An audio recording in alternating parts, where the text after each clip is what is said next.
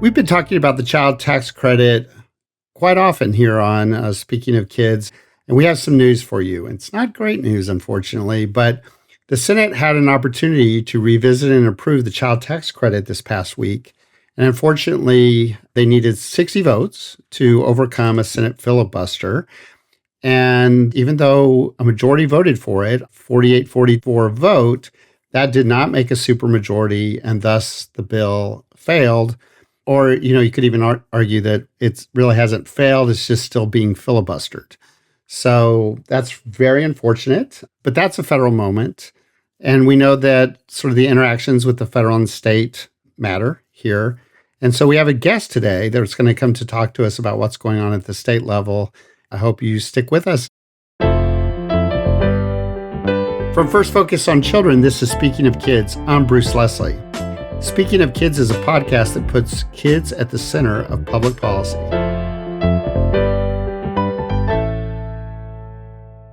So, as a child advocate, it can be very discouraging, the news that we got from the Senate this past week. And it's really frustrating, too, because earlier this year, the House of Representatives passed the same bill by a vote of 357 to 70. So, an overwhelming bipartisan passage of a bill.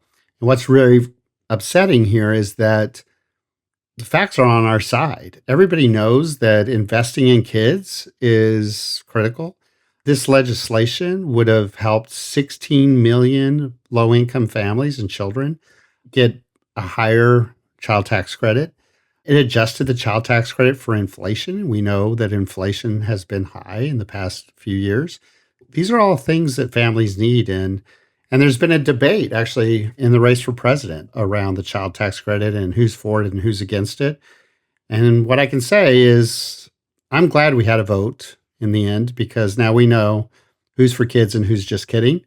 So we can see who is for this, who is against it, and we can then hold them accountable to that. So I'll say again that this has been discouraging, but kids need us to stay in this fight, and we will continue this fight. We are going to continue to make the case why it's very important to be investing in kids and to provide them a greater child tax credit. We also know that we talked some about this, is that there's some problems with the child tax credit that we talked about in a previous episode. There's what we called in that episode baby and child penalties. And so for a mom having a baby, there's a penalty because the child tax credit is capped at a certain amount.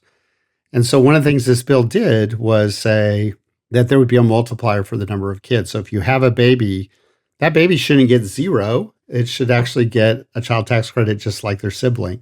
So this legislation made some very important changes, some fundamental changes that would have really benefit families, but particularly moms and babies. The fact is, what we need to do is keep making the case, and we need to get stronger and better. You've been hearing from us on this, as if you would like to be an ambassador for children, we urge you to do so. And that will help us make a stronger case, and people need to hear from the people back home about why this is important to families and children. And we can't let people continue to disregard kids. And later in the State of Play, in fact, we're going to talk about how we're underinvesting in kids. We just put out a new report that we're also going to let you in on and tell you about our findings on that.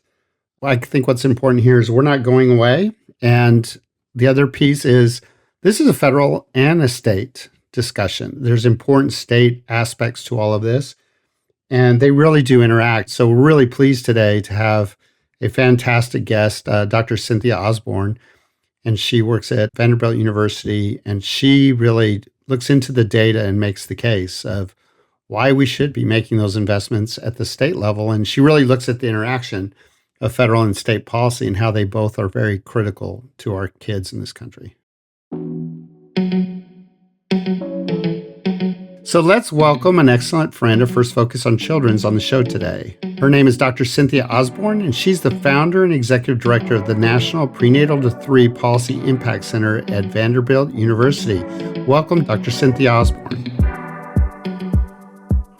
Dr. Osborne, thanks so much for joining us today. We really appreciate you being here with us on Speaking of Kids. Well, I am so grateful to have the opportunity to talk with you. I love this podcast and looking forward to the conversation. Awesome. Well, our first question that we usually ask people, and really excited to hear your answer to this. You have your PhD. You could have done a whole array of awesome things in the work you do. And so what is it about kids that you chose to really focus on children, and even more specifically into sort of the 0 to 3 space Yeah. and all the great work you do at Vanderbilt, and also even, as you were on the National Academy of Sciences study that we were so excited about and worked on to cut child poverty in half. Like, you've done so many things in this space. And so what brought you to kids? Well, it was kind of a circuitous route, actually. When I first graduated from college, I worked as an economic consultant and really thought I was going to be a corporate executive. That was really the only job that I knew. I was raised in a very working class family and was the first in my family to go away to college. And I thought you go and you get a good job. And when I was there, I learned a lot and I enjoyed what I was doing, but my heart just didn't make it to the office every day. And I started to have these questions about why it is that some kids seem to succeed with very little effort and other folks work so hard but still struggle to really reach the goals that they have for themselves. And I was convinced at the time that it was the education system, that was what, for me, really allowed me an opportunity to achieve the goals that I was having for myself. And that if every kid could just have a great education, that would be the answer. And this was back in the early 90s. And I have to say, I was just very green to everything, to be honest. And so I became a teacher. I thought I want to see what's really happening in our education system so that if I am going to go on to be a superintendent or secretary of education or something like that, again, I was very green. I wanted to think, well, what needs to be fixed? What's really going on here? And after teaching for a very short time, I taught 6th grade in a school that was primarily free and reduced price lunch, primarily kids who were first or second generation immigrants from Mexico or South America. And I learned that although what I was doing in the classroom mattered, what was happening in their communities and in their families mattered a lot more to where they were and their opportunities and how they saw their future and what they were experiencing and the stressors in their lives. And so it was at that time that I decided I wanted to study more about policy and communities and what were the larger things that shape these kids' lives. And I ultimately was able to get on a study while I was doing my doctorate work called the Fragile Families and Child Wellbeing Study. And we were able to understand what new parents were experiencing right from the time that they gave birth to a child. And most of these parents were unmarried, and most of them had very low levels of income. And we were able to follow those families over time to see what the changes in their lives were like and what that meant for their children and their children's health and well-being. And I really understood then how much I wanted to focus on supports that could help those families, provide the resources that they needed to be the parents that they strove to be, and to provide this kind of support for families that allows them to thrive and allows our children to thrive from the start. So that was really what led me to wanting to do more and more on policy. And you asked about why I wanted to focus on the youngest children. And I told you I taught 6th grade, and every year I've just kind of gone to younger and younger and younger. And I think it's because the science is just so clear that those earliest years, beginning prenatally up to age 3, are the most rapid and sensitive period of development that really set the stage for all subsequent health and well-being across your life course. And to be honest, there was so much attention being focused on our preschoolers, which is very important, but there wasn't as much attention focused on our various littlest ones, our infants and our toddlers and their parents. And so we wanted to step into that space and build on that science of the developing child that is so clear about what the conditions are that our children need to thrive. And what I wanted to do is to say, well, what is it that states can do to help to create those conditions that allow our families to provide for their children, that allow our children to thrive from the start? Yeah, that's awesome. That's a great story. And Dr. Osborne, can you share a little bit more about Vanderbilt's Prenatal-to-3 Policy Impact Center and the work that you and your team do? Yes. So the Prenatal-to-3 Policy Impact Center is now about 5 years old. And our whole goal is to be a resource for states as they try to implement policies that will create those conditions in which our children can thrive. And we took a research-based approach. We are nonpartisan, trying to be educators for states, where we said, okay, so we know what the science says about what kids need. Let's look at all of the policies that states are currently implementing. And is there any research, any rigorous research that's been done on these policies to help us to understand if they make an impact and on what sort of outcomes and for whom? And we reviewed thousands and thousands of studies and hundreds of the most rigorous studies that have been conducted. And we're able to identify 12 policies and programs that have a rigorous evidence base that we were able then to put on a roadmap that we see as a guide for states to say, if you want to do things that have evidence that they work, here are the things that we know can make a difference. That doesn't mean you shouldn't do other things, and we follow what states are doing and try to learn and try to continue to build that evidence base to say, well, what more can we add to this list? But with the idea that a lot of our policymakers are driven by evidence, want to spend scarce public dollars as efficiently as possible. And so we wanted to say, well, here's what the evidence tells us to date. And then we work with states by providing them research and analysis, landscape scans of what other states are doing, legislative testimony on a bill, never for or against, speaking to advocates, speaking to lawmakers, staff. And really, we're just there to be a resource as states try to grapple with what they should do to try to improve the lives of infants and toddlers and their parents. I think the work you do is critically important, and excited to have seen some of the things you've all put together because, as we both know, kids are such an afterthought to policymakers. They don't vote, they don't have political action committees, all that stuff.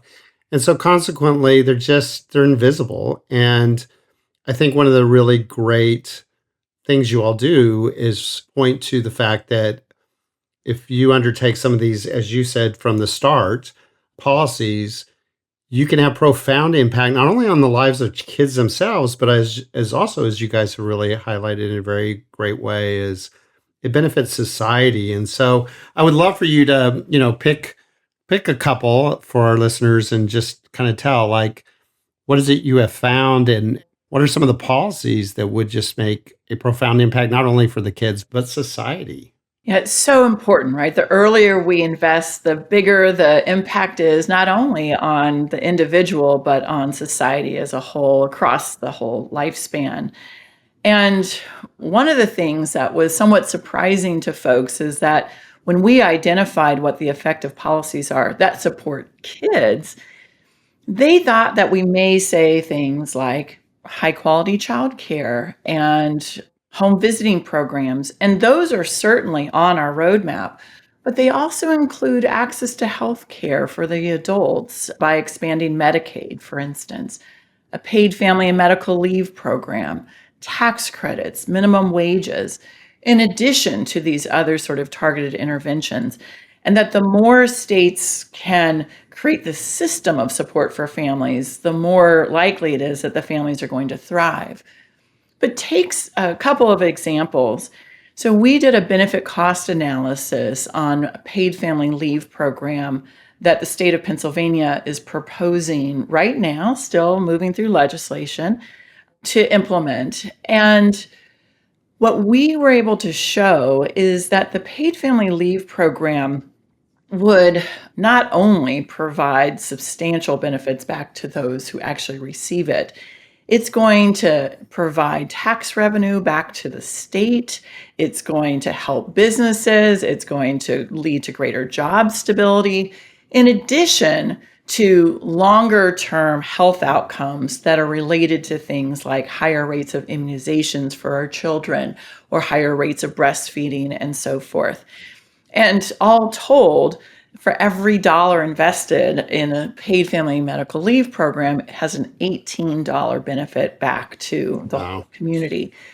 And similarly, we worked with the state of South Carolina to look at an earned income tax credit that they were proposing, both one at 10% of the federal credit and 25% of the federal credit. And again, we were able to demonstrate that this, one of the most pro-work policies that exists, so it leads to more jobs, longer employment, higher rates of employment, lower rates of poverty, more tax revenue, more both sales and income tax.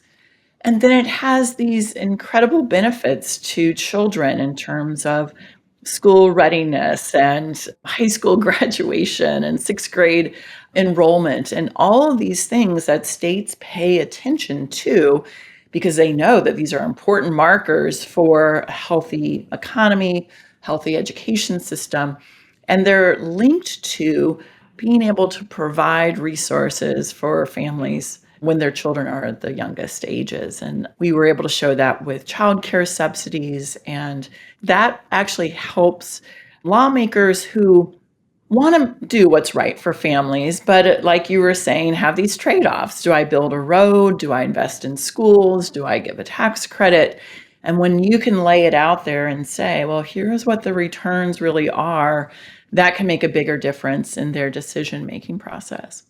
Well, I love one thing that you said there, that you're working in perceived blue states and red states and making progress for kids in both. And that's really critical. I mean, we care about all kids, as you do.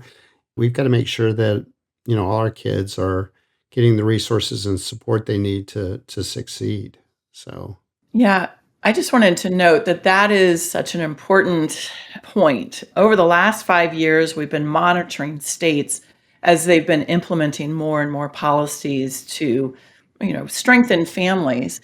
And we've seen this big bifurcation, I would say, among more liberal states like Washington and Oregon and Minnesota that have been implementing a host of policies and investing heavily in families. And then in more conservative states that may be doing more targeted sorts of investments. They may be doing more targeted sorts of investments, such as in childcare subsidies or in home visiting programs, but not necessarily thinking systematically. And that difference leads to huge differences in resources for these families, just based on where you live, based on the state in which you were born.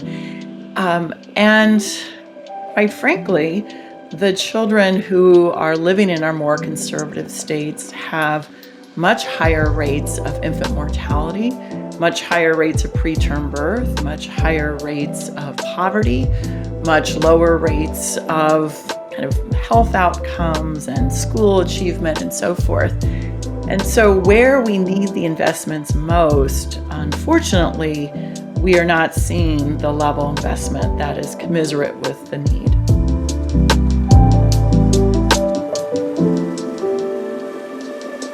Coming up after the break, Dr. Osborne breaks down for us why analyzing state policies on child spending can help us see what's working and what's not.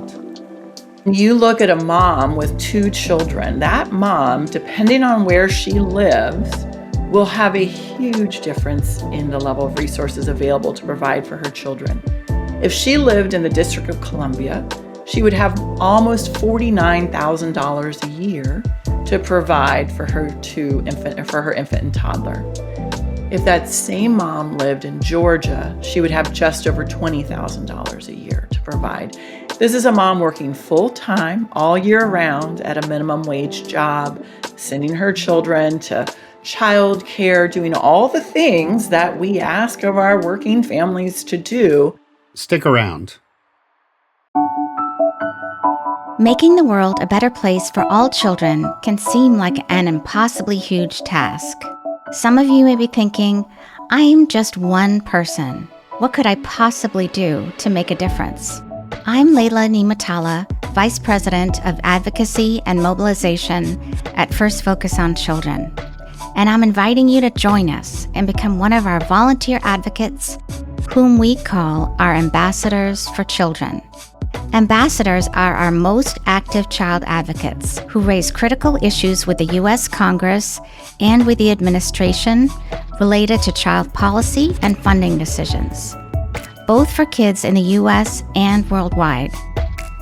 And what you need to know is that there is no requirement for prior experience.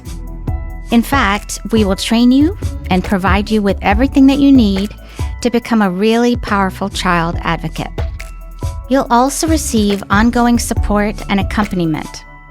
As a First Focus ambassador, you'll learn things like the ins and outs of critical children's policy issues, how to speak powerfully, how to write to and to conduct meetings with your member of Congress, how to generate traditional media, and how to use social media to amplify your advocacy. And you'll learn so much more. So please join us, won't you? Check out campaignforchildren.org/ambassadors on how to become a First Focus on Children ambassador and to link up with our fabulous community of committed child advocates.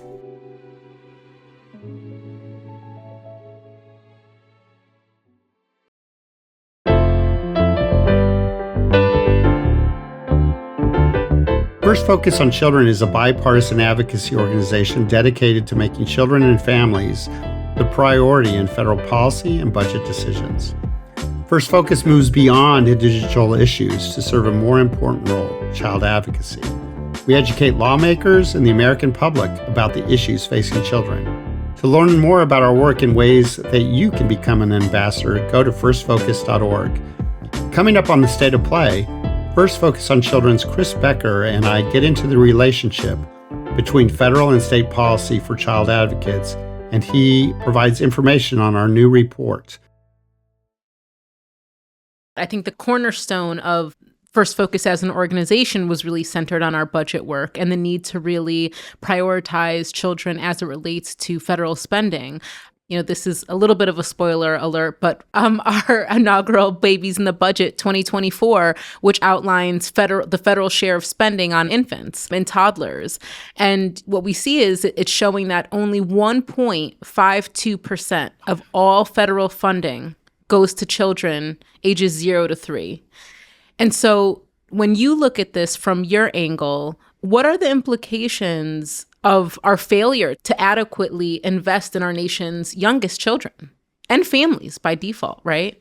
You know, our budgets are really a moral statement. Our budgets are a statement of our priorities as a nation, and they really illustrate, you know, where we are going to kind of see the returns.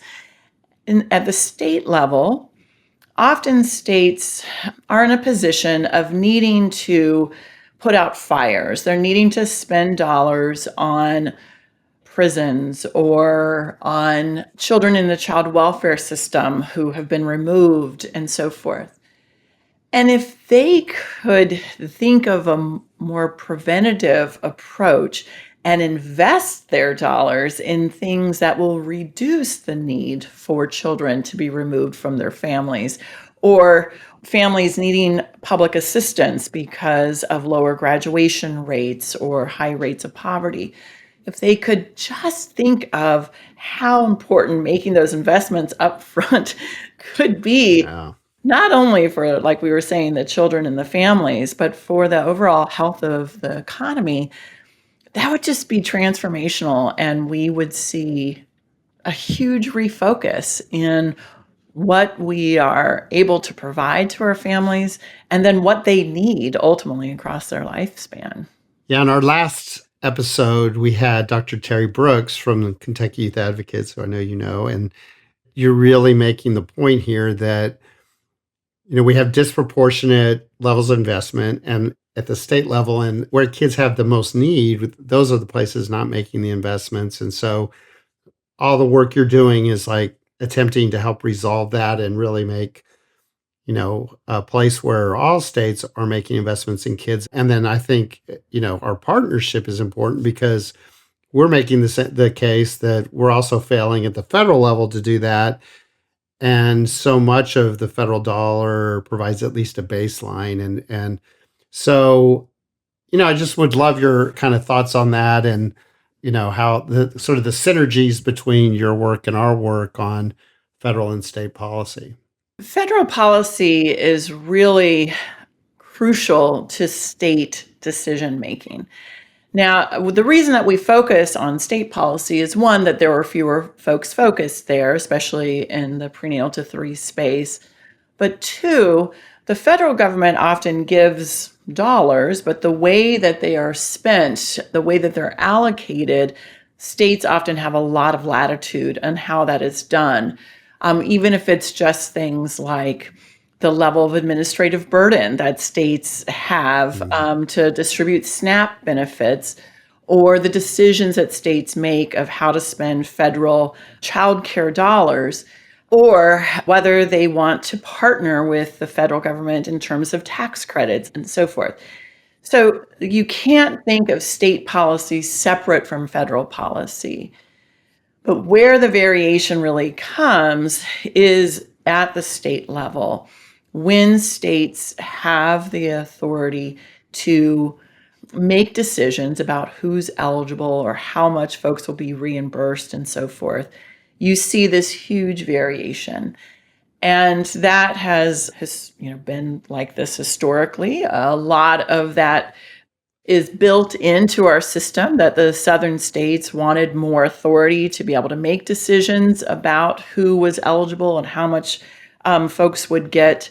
And that harkens back to longstanding discrimination and segregation. But you see that existing still today. And when you look at just a combination of federal and state policies, so the state's minimum wage policy, a paid family medical leave policy, child care subsidies, which are federally funded and state allocated, state and federal tax credits, and SNAP and WIC. When you look at that bundle of policies, and you look at a mom with 2 children, that mom, depending on where she lives, will have a huge difference in the level of resources available to provide for her children. If she lived in the District of Columbia, she would have almost $49,000 a year to provide for her infant and toddler. If that same mom lived in Georgia, she would have just over $20,000 a year to provide. This is a mom working full-time all year round at a minimum wage job, sending her children to child care, doing all the things that we ask of our working families to do. And based on where she lives, with those policies in mind, it's almost double the level of or more than double the level of resources in one state versus another. And the range in between those is just quite large. So I just think it's so important that we continue to think of the federal government often sets a floor. The minimum wage, for instance, is $7.25 an hour and hasn't been changed since 2009. And 20 states still have that as their minimum wage. Whereas there are states now setting $17 an hour and $15 an hour. The federal government can provide a floor by which then states can build on. But sometimes if that floor is just too low, states are not going to do the job of raising the benefits up the way that families need. I love that. And I think because we both work on the cross of issues, obviously you're focused on early childhood and that critical 0 to 3 window, but at First Focus, you know this, we work on all issues. And it's something that's remarkable when you can really start to pick up on the nuances of different issues and how they really intersect when it comes to children and families. Babies don't live in a silo. And I love the example that you gave between DC and Georgia. And I think just for listeners, it's hard to wrap your head around that, right? I'm a mom of 3 and my baby is about to be 2. And I miss having to look forward to that universal pre-K that DC provided when we used to live in DC. Now we're in Maryland, and that's just not the benefit anymore. And that's a real cost to families, regardless of where you fall on, the socioeconomic ladder. It's a huge value. Yes. And these are benefits that really do affect all new parents. There is such a small sliver of new parents who are just comfortable. I always laugh when my students ask me, well, when's a good time to have a kid? Or I don't want to have a kid until I'm financially stable. And I'm like, well, then I guess you're never going to have a kid, right? Because we have children at the times of our lives where we're still building our careers. We're not at our peak earning. And when you have to pay more in childcare than you will be paying in in-state tuition for college for these kids, that's just something that's so difficult for nearly every family to absorb. And I really feel for a lot of families who are somewhat in the middle. They make too much to qualify for benefits, but not nearly enough to be able to do it on their own, or they don't work at a job that provides benefits for them. And again, it's why we need to be thinking of our kids as an investment and of these programs that can provide support to all the families that need them. In Maryland, in a couple of years, you would have had paid family and medical leave when you had your child. But at this point, families can't until 2026. And that's going to be something that every family is going to pay into, and every family will benefit, whether it's you're having a child or whether you're caring for a sick relative or yourself if you have something happen that you need time off. And it's that sort of approach where, we all can pay in, we all can benefit, that can make a big difference in seeing us have this shared responsibility for caring for our children. I know you served on the National Academy of Sciences, Engineering and Medicine study on cutting child poverty, and you all made a whole range of recommendations and then all the work you're doing there at Vanderbilt. And so I just wanted to ask you kind of like, what are some of the through line policy recommendations that were both in the work you did with the National Academy of Sciences and at Vanderbilt, and how can we move those agendas forward? Like, what recommendations or thoughts do you have? Because I think all of them are awesome, and we struggle, right, to make progress. And so, yeah, any thoughts you have on kind of what are those similarities and how can we move it forward together? Well, I think that economic stability is really the crux for families' well-being. We certainly need targeted interventions, right? We certainly need, when a child has a developmental delay, that there's a service for them, or that parents need to develop their skills, that there are services for them. But every family needs a wage that is going to allow them to live in a decent manner. Every family can benefit from paid family medical leave. And our tax credits seem to be extremely important policy to both offsetting families' poverty and helping to kind of smooth the income and consumption of families so that they have more stable housing, more food security, and so forth. The child tax credit that was temporary as part of the American Rescue Plan Act, that was a tax credit that we saw that reduced child poverty by half in just the 6 months that it was there. It made a difference in the families' lives by providing a substantial amount of money every month to families, so $300 or $350. And that makes a big difference. The paid family medical leave programs, I would say that that is one of the most important policies that states can consider.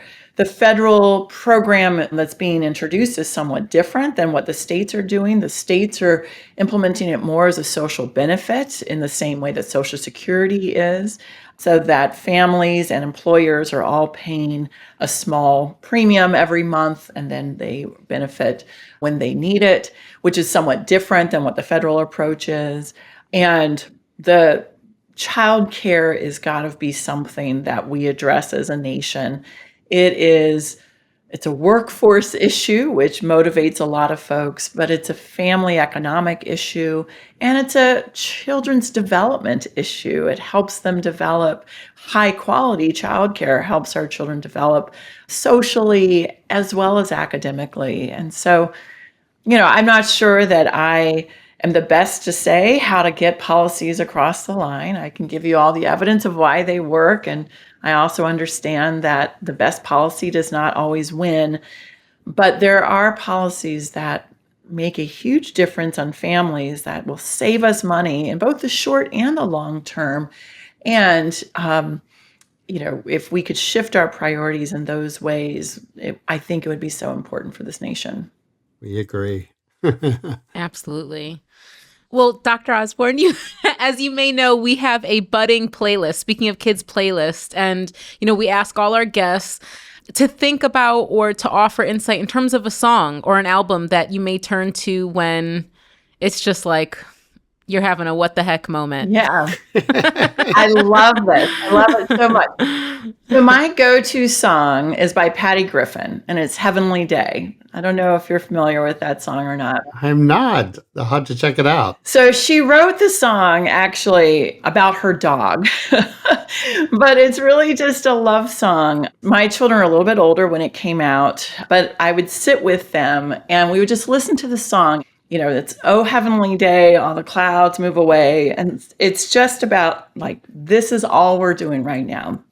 Your smile, what's going on between us, this relationship is the thing that really matters. And it's what drives us and what, makes all the difference in the world. And so to imagine every child just being able to be held by their parents and just be that central point for just the length of that song, even. It's just that song really gets me every time. That's great. I love Nice. that. Yeah. I'll have to check it out have to check it out. immediately. Yeah. I try to do a little playlist with my kids in the morning and, maybe like 3 to 5 songs or something. And so I will check that out. I have a few in mind that now as school's starting soon. Yeah. My kids can sing it start to finish. My daughter can play it on the guitar. It's great. That's great. Well, Dr. Osborne, thank you so much for joining us today. We really appreciate it. And you've been an awesome guest and love the work that you're doing there. And happy, any way we can ever support it and be partners. We're pleased to work with you and help promote everything you're doing. Well, I cannot tell you how grateful I am for all the work that you guys do.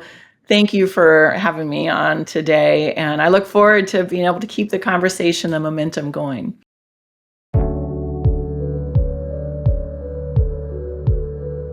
For the Policy State of Play segment, we would like to introduce you to First Focus on Children's very own Vice President of Budget Policy and Data Analytics, Chris Becker. Welcome, Chris. Thank you so much for having me, Bruce. I'm really excited to talk about babies in the budget. Excellent. So for our listeners, I just want to give a little background on Babies in the Budget 2024. So this is not our first time doing this report, but it is our most comprehensive look at this. And Chris is the brains behind it all. And basically what we're trying to achieve here in this report is to look at the entire federal budget and see what is it that we're spending on our babies and toddlers, sort of the 0 to 3 group of the population, and where's the money going? What's the share of spending? Are we making adequate investments? So how are we doing by our babies and kids? Chris, tell us, what did you find and what is in your report, Babies in the Budget? Well, unfortunately, our findings are not very happy. We look across over 150 programs in the federal budget across 11 different departments. So there's a lot of stuff that does affect babies, that provides money for babies, provides for their needs. But despite all of that, we find that in the end, in fiscal year 2024, only 1.52% of the money in the federal budget ends up going to babies. So just a shockingly low amount.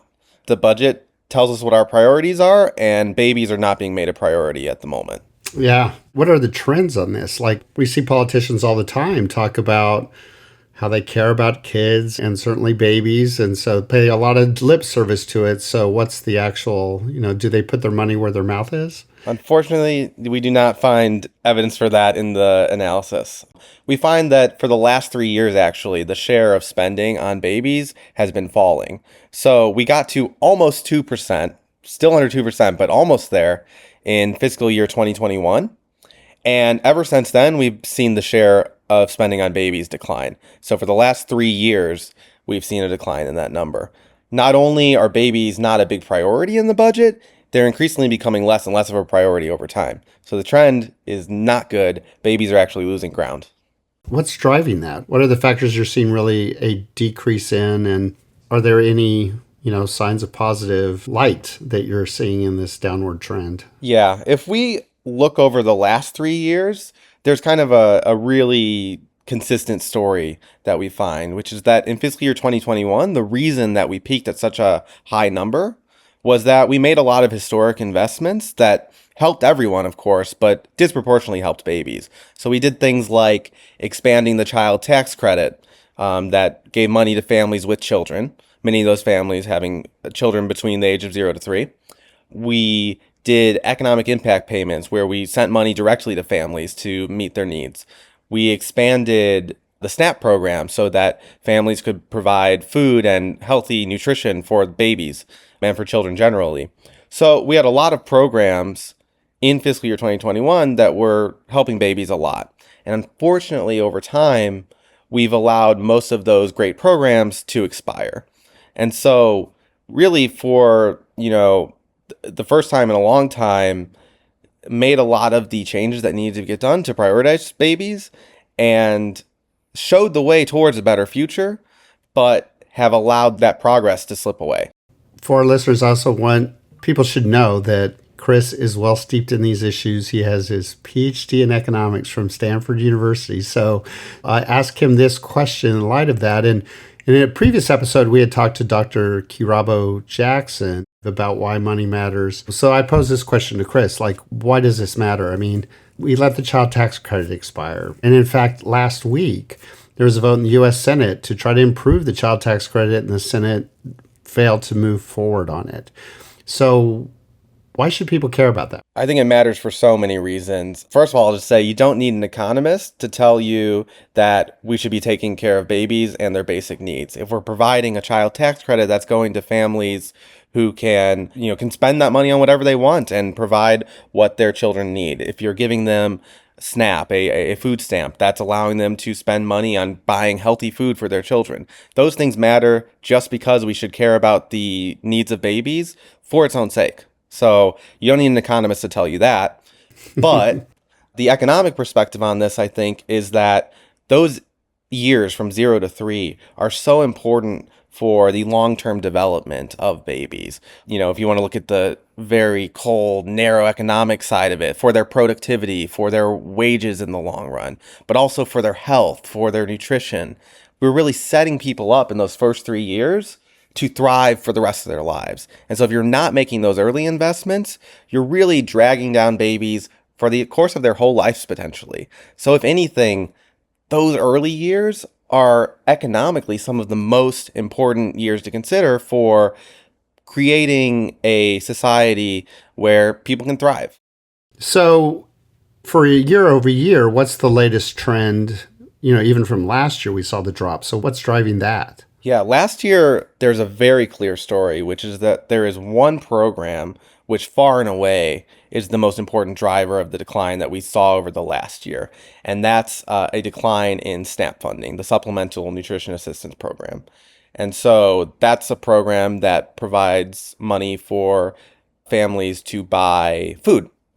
What happened was that during the pandemic, we saw an expansion of the SNAP program that provided several billions of dollars of extra funding to families as a whole, but to babies in particular. And unfortunately, we allowed that program to expire, or the expansion of it to expire, I should say. And we find that one cut alone, just looking at children from 0 to 3, led to a over $2 billion cut from 2023 to 2024. And that is driving the entire decline that we see. And so, in other words, had we merely kept that SNAP program funding where it was, we would have actually seen a very tiny increase in the spending on babies, even adjusted for inflation. And instead, because we cut that program, we see a decline. So SNAP is far and away the biggest driver over the last year. And again, that's really on top of several years of programs expiring. So that's on top of the expiration of the child tax credit expansion. That's on top of the phasing out of economic impact payments. So really, the SNAP is just the last domino to fall out of a lot of really hard hits to babies. That is the single biggest driver over the last year. The slightly more positive story is that there were some big wins in the discretionary funding. And so in particular, I would point out that there was a big increase to WIC, which is another nutrition program. For our listeners, the WIC program is the Women, Infants, and Children's program. And we actually talked about that. We were really concerned last year about the funding for that. And we talked to Nell Menifee-Leiby in episode 5. Yeah, and you can see it pay off in the fact that even adjusted for inflation, we see that program's funding went up by 14%. And so that at least partially cushioned the blow that we saw from the decline in SNAP funding. Not nearly enough. It was not nearly enough to make up for the huge decline in SNAP, but it still shows you that advocacy and fighting hard for the wins that we can get still matters. We saw some other increases in programs that help babies, such as a small increase in the Child Care and Development Block Grant, Head Start. So there is good news among the overall bad trend, and all of these wins are worth fighting for wherever we can get them. But unfortunately, on the whole, the story is pretty negative. Well, I thank you so much, Chris, for all your work on the project and publishing Babies in the Budget. And for listeners, we'll have all the links to that if you're interested in our show notes and on our website. So we encourage people who are interested in sort of these trends and what we can do about it to look at our website at www.firstfocus.org. So thanks so much for joining us today, Chris. We really appreciate it. Thank you so much for having me.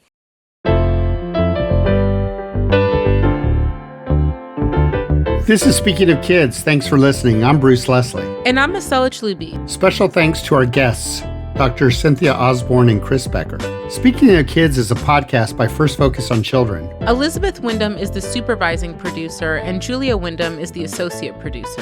Layla Nematala is the advocacy and mobilization producer, and the senior producer is Jay Woodward. Our theme music is Don't Look Twice by Sam Barsh. For more information about this week's episode, go to firstfocus.org. You can find all of our links in our show notes. If you have any thoughts, questions, or interests in becoming a First Focus on Children ambassador, email us at speakingofkids@firstfocus.org. And please, please, please follow, rate, and review on Apple Podcasts, Spotify, or YouTube. Speaking of Kids is produced by Windhaven Productions and Blue Jay Atlantic.